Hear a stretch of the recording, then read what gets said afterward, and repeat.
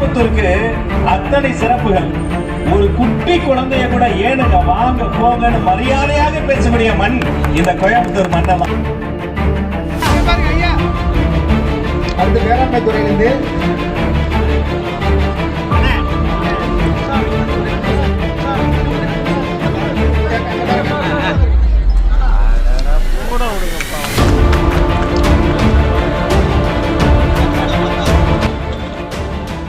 மரியாதையாக பேசக்கூடிய மண் இந்த கோயம்புத்தூர் மண்ணெல்லாம். இந்த மரியாதையான மண்ணை சொல்வதா?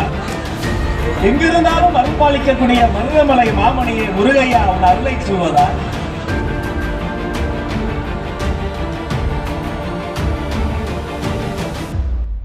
சிறப்பு திட்டங்கள் குறித்த விவரங்கள், ராட்டினங்கள், உணவு கூடங்கள், பொழுதுபோக்கு மட்டுமல்ல சமூகத்தை பழுது பார்க்கக்கூடிய சிந்திக்கக்கூடிய பல்வேறு விசேட அமைப்புகளும் விசேஷ அமைப்புகளும் கொண்டு பிரம்மாண்டமாக இன்றைய தினம் அரசு பொருட்காட்சி தொடங்க இருக்கப்பட்டிருக்கு. அது மட்டுமல்ல இன்றைய தினம் இந்த மேடையில் வைத்து சற்றொப்ப 4 கோடி ரூபாய் பெறுமதியான பல்வேறு நலத்திட்டங்கள், பெட்டகங்கள், அடையாள அட்டைகள், பட்டாக்கள், மருத்துவ உபகரணங்கள், மக்கள் நலன் சார்ந்து பிற்படுத்தப்பட்ட, ஒடுக்கப்பட்ட, ஆதி திராவிட, அனைத்து சமுதாய, இஸ்லாமிய பல்வேறு வகையான மக்களுக்கும் பல உதவிகளை செய்யக்கூடிய ஒரு பொன்னான வாய்ப்பு கிடைத்திருக்கிறது. இந்த அரசு பொருட்காட்சி இவ்வளவு கச்சிதமாக, இவ்வளவு சிறப்பாக, இத்தனை நலத்திட்டங்களோடு நடப்பதற்கு காரணமாக இருக்கக்கூடிய மாண்புமிகு தமிழ்நாடு முதல்வர் அவர்களுக்கு இந்த நேரத்தில் நாங்கள் நன்றி தெரிவிக்கிறோம். தமிழ் மொழியில் கூடுதல் கவனம் செலுத்தக்கூடிய நம்ம சூழல நேற்றுக்கு சிங்கப்பெண் திட்டத்தில் ஏஐ வீடியோ போட்டுருக்காங்க. அது நிறைய இடங்கள்ல தமிழ்ல பிழை ஏற்பட்டிருக்கு. அது கவனக்குறைவுன்னு எடுத்துக்கலாமா? அதிகாரிகள் கவனக்குறைவா? அமைச்சர்கள் கிட்ட வரதே இல்லையா? அது மறுபடியும் ஒரு கிராஸ் செக் பண்றதுக்கு வரது இல்லையா சார்? என்ன நடந்தது?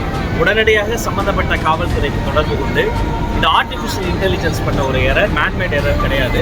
இருந்தாலுமே இனி எந்த ஒரு ஆர்டிஃபிஷியல் இன்டெலிஜென்ஸ் இன்டியூஸ்டு ப்ராடக்ட் வந்தாலுமே, அதாவது காணொலிகள், கேட்பொலிகள், வரைபடங்கள் எதுவாக இருந்தாலும் கட்டாயமாக தமிழ் வளர்ச்சித்துறையிடம் கலந்து ஆலோசித்து அதன் பிறகு வெளியிட வேண்டும் என்று நாங்கள் ஒரு ஆலோசனை கொடுக்கப்பட்டிருக்கிறது. இனி இது மாதிரி நடக்காம நம்ம கார்பரேட் செய்தியாளர்கள் அவங்களுக்கு மட்டும் நலத்திட்டங்கள் எல்லாம் வழங்கப்படுது. இது அனைத்து பத்திரிகையாளருக்கும் வழங்கணும். இதுவரை ஆர்டர் போட்டு நடவடிக்கை இல்லை, எடுப்பீங்களா? நானும் உங்களை மாதிரி ஒரு சாதாரண, நீங்களாவது பத்திரிகையாளர்னாலாம் சமூக ஊடகத்தில் கருத்தாளராக இருந்தோம். நம்ம அரசாங்கத்தை பொறுத்த வரைக்கும் வெரி இன்க்ளூசிவ் தான். ரெண்டாவது, எந்த வகையிலும் பொலிட்டிக்கல் இன்டர்வென்ஷனும் சார்பு தன்மை எடுக்க மாட்டோம். இவர் தெரிந்தவருங்கிறதுக்காக அவருக்கு அக்ரிடேஷன், இவர் தெரியாதவங்கிறதுக்காக அவர் அக்ரிடேஷன் அப்படி இல்லைங்க.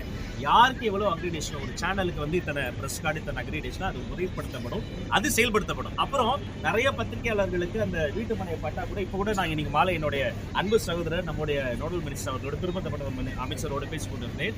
அது எல்லாமே ப்ராசஸ் நடந்துட்டு ஒரு நல்ல நாளில் நல்ல செய்தி உங்களை நாடி வரும், தேடி வரும். சார்